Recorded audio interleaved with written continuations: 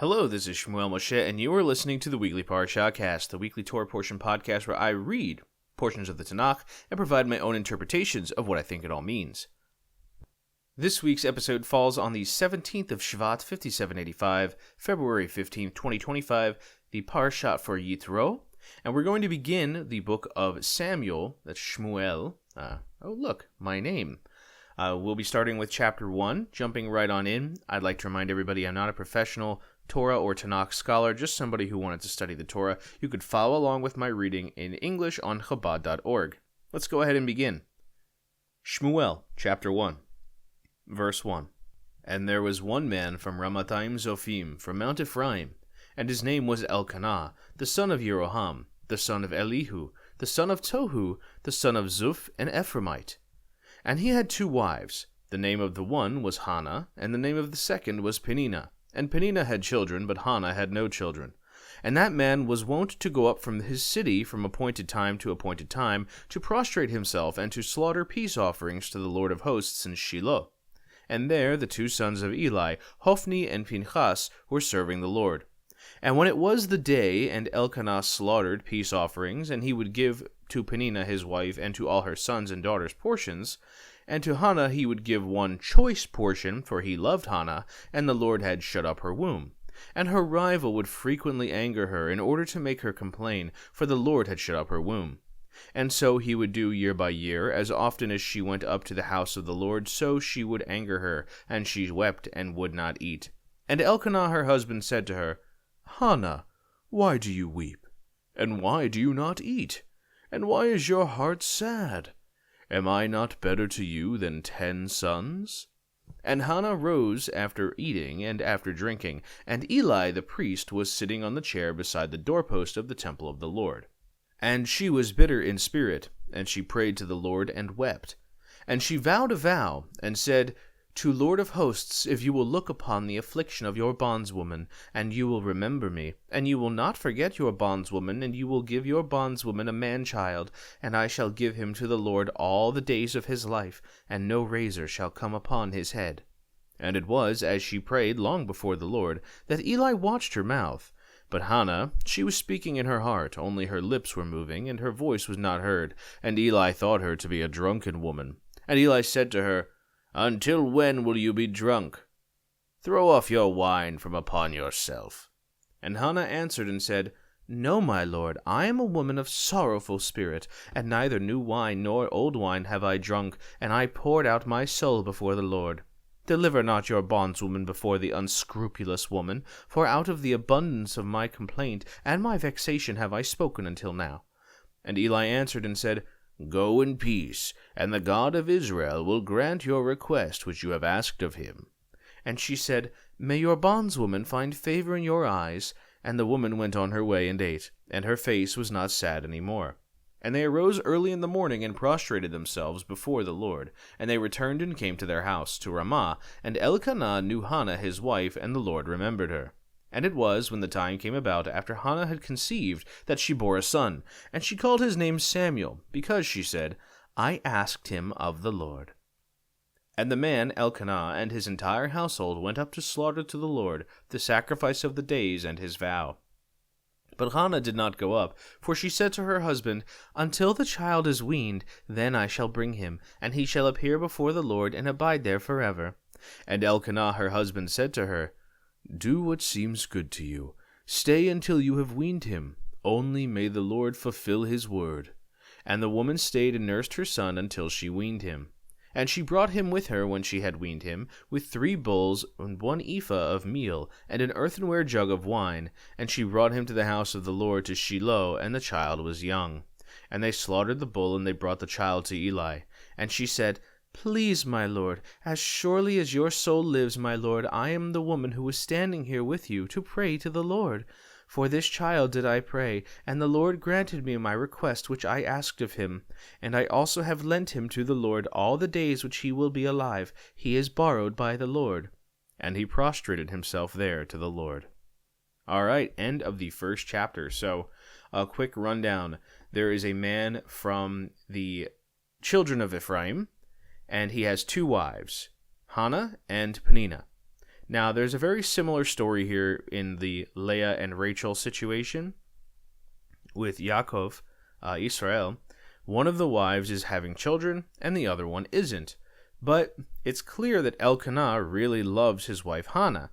And so what he does is he'll go and he'll make his sacrifices, and he'll give the children and his wife Peninnah all that they need, and then he will give a choice portion, so he'll give the best piece to Hannah. But what will happen is Peninnah will make fun of Hannah for being barren and not having children, and this causes her to feel miserable, and so she cries and won't eat, and then Elkanah says, "My wife, why are you so upset? Am I not worth 10 sons?" So, I mean, he's a really understanding and loving husband, and it seems that he doesn't even mind that she can't have children. He just loves her that much. So this is a really beautiful relationship, but also it implies a similar degree of jealousy that is actually taking place on Peninnah's part. Otherwise, why would she be so mean to her, right? It's like Leah and Rachel. So it seems to me that Hannah is the preferred wife. Now, with that being said, eventually she goes up and she prays. Hannah prays, and she starts praying to God basically about her problems at the temple in Shiloh. And Eli overhears what's going on, or rather he sees what's going on, and he thinks she's drunk because she's speaking quietly in her heart, but moving her lips. And so he goes over and he's like, "What's wrong with you? Enough drinking, and get out of here." And she's like, "No, please, don't count me amongst the drunks. I'm not drunk. I'm just really that upset and praying that hard because that is how severe my woes are."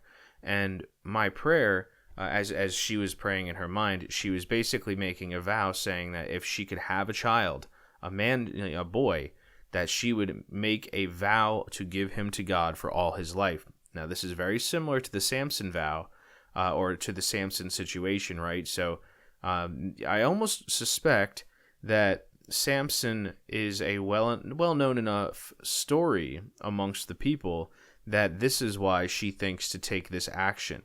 By making such a significant offering of her child's entire life in service to God, this may be enough to invoke and change her fate. Now, it's also significant that why does this all happen? So, we can wonder, perhaps the Lord provoked Peninnah to behave that way so that this would provoke Hannah into making this sort of an offer, and thus doing it of her own volition. So here we have a means to facilitate the outcome. With that said, Eli understands, and he says, "Let this matter no longer bother you. Go in peace, and know that the Lord will deliver." And sure enough, years go by, and the boy has been born, and she raises him and weans him, and says, "I'll give him up to the temple once he's been weaned, but after that point, he's got his lifelong job. But until then, let me wean the boy, and then we'll settle it."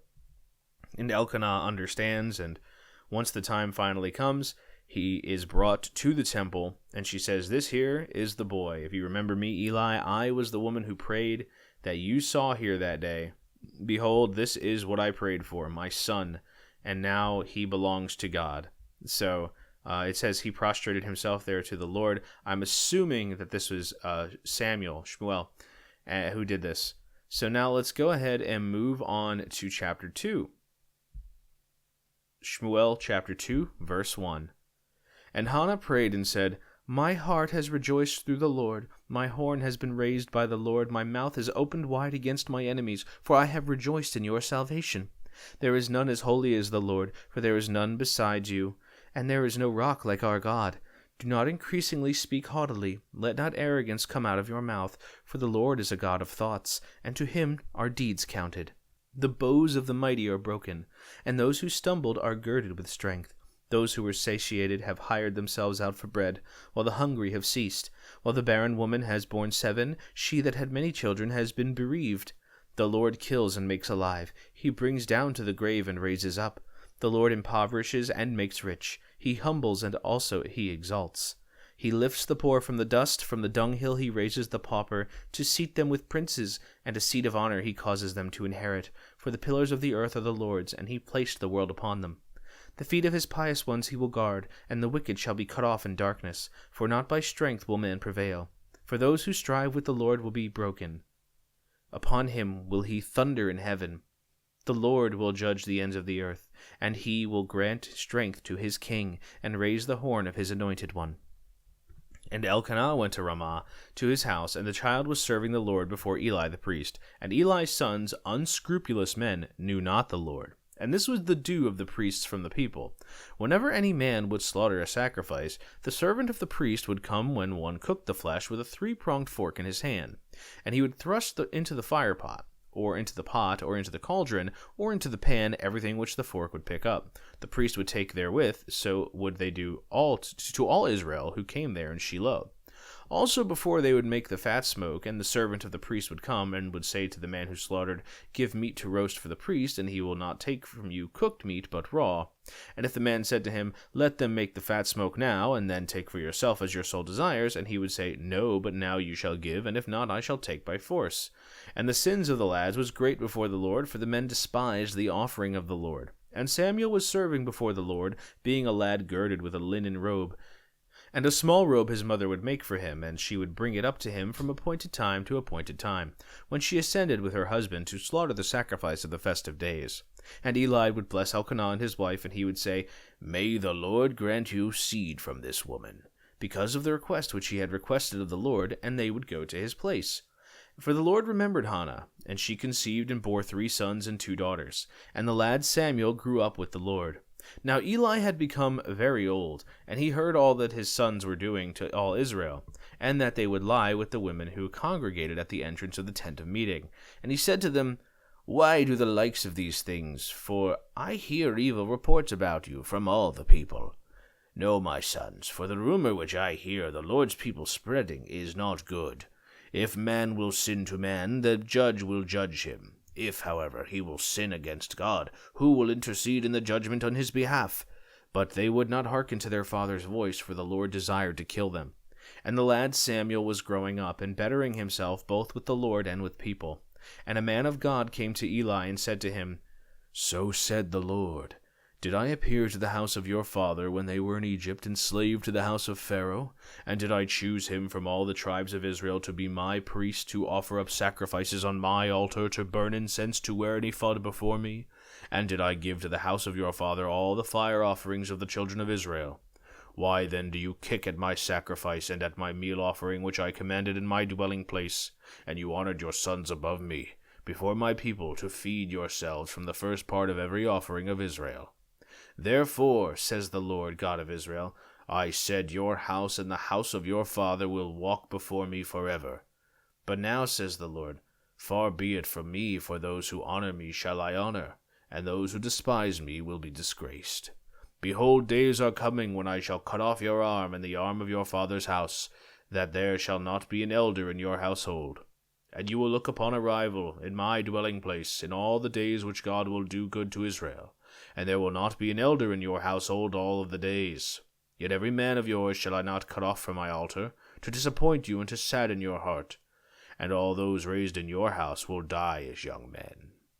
And this is the sign to you, that which will befall your 2 sons, Hophni and Phinehas.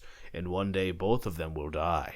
And I shall raise up for myself a faithful priest, who will do as is in my heart and in my mind, and I shall build for him a sure house, and he shall walk before my anointed all of the days. And it will be that everyone who is left in your house will come to prostrate himself before him for a silver piece and a morsel of bread, and will say, Take me now into one of the priestly divisions in order to eat a morsel of bread. End of chapter 2. So let's go ahead and recap once again. First off, Hannah is following up on the offering that the family is making, and she starts saying this very profound speech, a prayer. She prayed and said, My heart is rejoiced through the Lord, my horn has been raised by the Lord. And she starts saying many different things. There's none like Lord. Do not speak haughtily, let not arrogance come out of your mouth. The Lord is a God of thoughts, things like this. So she establishes a lot of the different virtues and qualities and aspects of God, which are typically those of upheaval, just like with uplifting the people of Israel from Egypt as slaves into being a successful people, and so on. So she starts giving the contrast. He kills and makes alive, brings down to the grave, and raises up. So we have here the pretty standard case of the contrast once again. God can do the seemingly impossible just because he has the power to do so. Now, what she also says are very specific things which seem to be a matter of prophecy or a curse or a blessing, whatever it may be. So it says here, one of the very concerning, right? Let not arrogance come out of your mouth, for the Lord is a God of thoughts, and to him deeds are counted. So this is, of course, a warning for later. The bows of the mighty are broken, those who stumbled are girded with strength. Okay, pretty standard stuff. Those who were satiated have hired themselves out for bread, so the wealthy are now desperate for money and food. The hungry have ceased. The barren woman has borne 7. She that had many children has been bereaved. So this is very alarming, this particular line, because at the end of this chapter, we find out that she ends up having 3 more sons and 2 daughters. Plus Samuel, that makes 7. So this gives me reason to believe that it says, the barren woman has borne 7, she that had many children has been bereaved. All of Elkanah's children with Peninnah have died, or will die. That is how I perceive this. And that's her punishment for tormenting Hannah for all those years. Now, going on from there, she also says a few other things. So talking about uplifting people to kingship, a king will be chosen, and also those who strive with the Lord will be broken. So referring to those who try to contest the Lord. And it's a very interesting thing to say, but it's fulfillment on the way. Also a note regarding a king that will be appointed or anointed. Keep it in mind. Now, with that being said, we go ahead and here we have more about Samuel. So he's doing great, but Eli's sons, so he's the head priest, right? He's got problems. His sons are just terrible. They are super unrighteous. They don't know God. And the other thing that they do that's really bad is that they're supposed to receive a portion of what is given as the sacrifice. But what they do is they basically come in and they take what they want before the sacrifice. So the people are supposed to sacrifice, and then the Kohen will get their payment afterward or as part of the process. They show up and just say, nah, give me that. And that's not okay. So with that all being said, I also forgot to mention the order in which it happened, but after she said all those things, Eli blessed Elkanah, his wife, saying, may the Lord grant you seed from this woman. And so that was how she ended up with 3 sons and 2 daughters. So, oh no, silly me, I can't do math. I don't seem to be adding correctly. No, that does not equal 7, that equals 6, so... In any case, maybe that's not so much of a fear unless she has another child. Silly me. Glad I read that again. So disregarding my earlier statement about the birth and death of children, blah, blah, blah, it's still worth noting this sort of a situation is on the table. So keep it in mind. This is all within the realm of possibility for the Lord. Don't be unsavory.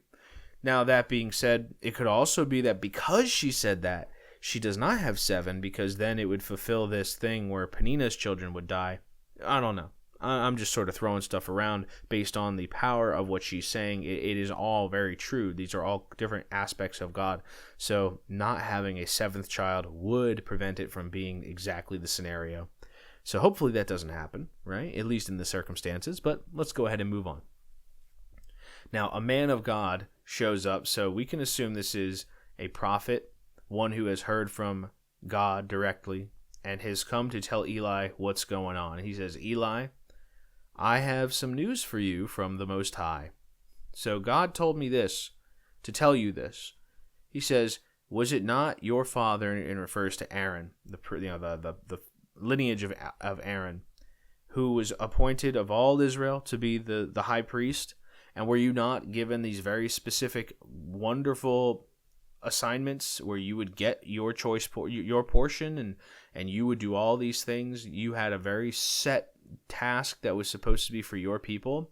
So if I gave you this honor, what is it with you that you're kicking at my sacrifice and at my meal offerings, and you honored your sons above me before my people to feed yourselves from the first part of every offering of Israel. So, as I mentioned, the sons were taking the food, and the priests were basically not doing their job correctly, and doing so is insulting in front of all Israel. Remember, when Aaron lost Nadab and Abihu to a fire, then that God consumed them with fire, he kept his mouth shut, because to say anything would insult God.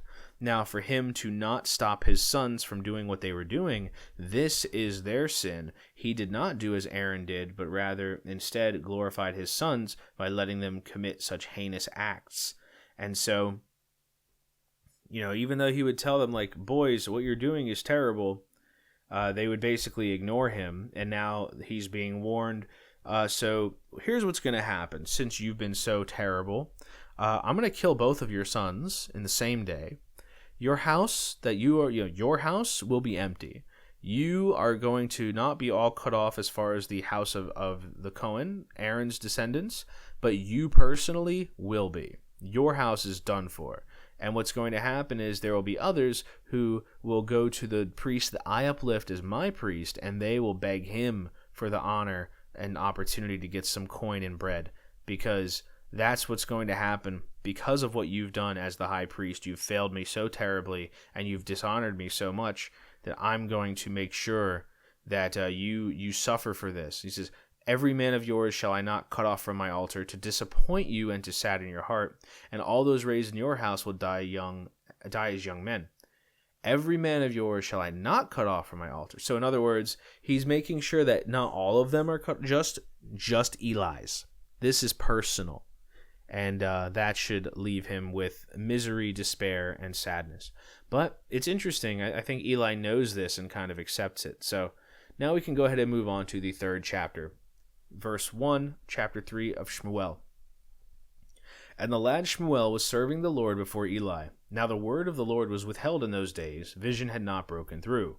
And it was on the day that Eli was lying in his place, and his eyes had begun to grow dim, he could not see. And the lamp of God had not yet gone out, and Samuel was lying down in the temple of the Lord where the ark of God was. The Lord called to Samuel, and he said, Here I am.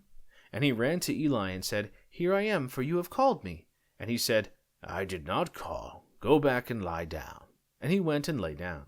And the Lord continued to call again to Samuel, and Samuel arose and went to Eli, and he said, Here I am, for you have called me. And he said, I have not called, my son. Go back and lie down. Now Samuel had not yet known the Lord, and the word of the Lord had not yet been revealed to him. And the Lord continued to call Samuel for the third time. And he arose and went to Eli, and said, Here I am, for you called me. And Eli understood that the Lord was calling the youth. And Eli said to Samuel, Go, lie down. And it shall be, if he will call you, that you shall say, Speak, O Lord, for your bondsman is listening. And Samuel went and lay down in his place. And the Lord came and stood, and he called as at the other times, Samuel, Samuel. And Samuel said, Speak, for your bondsman is listening. And the Lord said to Samuel, Behold, I am about to do something in Israel, about which the 2 ears of everyone who hears it will tingle. On that day I shall execute against Eli all that I have spoken concerning his household, beginning and ending. And I have told him that I am about to execute judgment upon his household forever, for the iniquity of the matter, that he knew that his sons were bringing disgrace upon themselves, and he did not rebuke them. And therefore I have sworn to the house of Eli, that the iniquity of the house of Eli shall not be purged by sacrifice or by offering forever. And Samuel lay down until morning, and he opened the doors of the house of the Lord. And Samuel was afraid to relate the vision to Eli. And Eli called Samuel and said, Samuel, my son. And he said, Here I am. And he said, What is the thing which he spoke to you? Do not conceal from me now. So shall God do to you, and so shall he continue, if you conceal from me anything of the whole matter which he spoke to you. And Samuel told him all the things, and did not conceal from him. And he said, He is the Lord. May he do what is good in his eyes. And Samuel grew up, and the Lord was with him, and did not let any of his words fall to the ground. And all Israel from Dan to Beersheba knew that Samuel was established as a prophet to the Lord. And the Lord continued to appear in Shiloh, for the Lord revealed himself to Samuel in Shiloh with the word of the Lord. End of chapter 3. So I mentioned before, we have some pretty heinous behavior from Eli's sons. I also forgot to mention another thing that was covered in here, but they were also fooling around with the ladies that were showing up to the house of God. I mean, really, just very bad behavior. Very, very, very bad behavior. So they're being punished for what they did, and it's not good. So meanwhile, we also had Samuel with his original linens made by his mother every year. So what's significant about that, the priests would have their sashes and linens, but Samuel wasn't one of them by birth. So I imagine he probably didn't have a set, and that's why she was making them. Just a couple of notes from the previous chapter. So she was making sure that her boy did not stand out in such a way that would disgrace him amongst the high priests. Now, back to what's going on here. It says that the lad Samuel, so he's still a boy at this time, and he doesn't know God personally. He don't have a meaningful relationship yet. But as he's laying down, it says Eli is older now. His eyes had grown dim, and he cannot see. So he's blind in his old age. And as Samuel is laying there, he hears a voice while he's hanging out in the temple where the Ark of God was. So he gets called out to, and he's like, here I am. And so he goes to Eli thinking that the voice is Eli. And he's like, I didn't call for you. And so he goes back and he hears it again. And he's like, hey, I heard you calling for me. He says, I didn't call for you. 3 times this happens, and Eli is wise. He knows the way. He says, oh, it's not me. God is calling you. So that's what's going on. Next time he calls you, say the following words. And so he tells him basically how to let God know I'm listening. And, at this point it's clear a priest has been finally chosen among Israel. I think Eli understands. And the other thing is that Eli himself was maybe not the worst Cohen, but his sons were where the problem was. And he loved his sons too much to rebuke them. So what ends up happening is Samuel listens, and God tells him that it's now time for me to execute what I said I would do. I'm going to do some terrible things to Eli's family for what they did. And anybody hearing this, it's going to make their ears tingle. So he tells them that it's going down. And I swore that, it's this iniquity shall be remembered for all time. So Samuel lays there, and he's heard all this, and he's just, this is too much, man. It's intense, because the guy who raised him, Eli, is now about to be supremely wrecked by the Most High. It's going to be very bad. So obviously he's not excited about it. He doesn't want to tell him. And Eli says to him, my boy, you have to tell me, because if you don't tell me, he's going to keep telling you until you tell me. So Shmuel obeys. Samuel tells him what's going on. And Eli's response is, well, if that's what he thinks is best, so be it. And so, it shows that Eli, even though he had his flaws, was still righteous in this way and able to accept God's judgment. And as time goes on, it becomes known that when God speaks to Samuel, those words do not get, it says they don't fall to the ground. In other words, he makes sure that the word of God is known, and all of Israel, from Dan to Beersheba, knows that he is established as a prophet. So they know that he's the real deal. And he continues to appear in Shiloh, for the Lord revealed himself to Samuel in Shiloh with the word of the Lord. So from there, all of the direct messages, we have a prophet in our day. That is the real takeaway. And that's the key. Samuel is the real deal. Everybody knows it. And this is important. Again, when was the last time you had such a prophet? You have the judges, but really to have a prophet of this magnitude, it makes it feel more akin to someone like Moses, who is having these direct, regular correspondences. The judges, of course, received their statements as well, but it seems that this guy is a separate level. So in any case, that's it for this week. That's the beginning of the book of Samuel. Thank you for tuning in, as always, to the Weekly Parashahcast.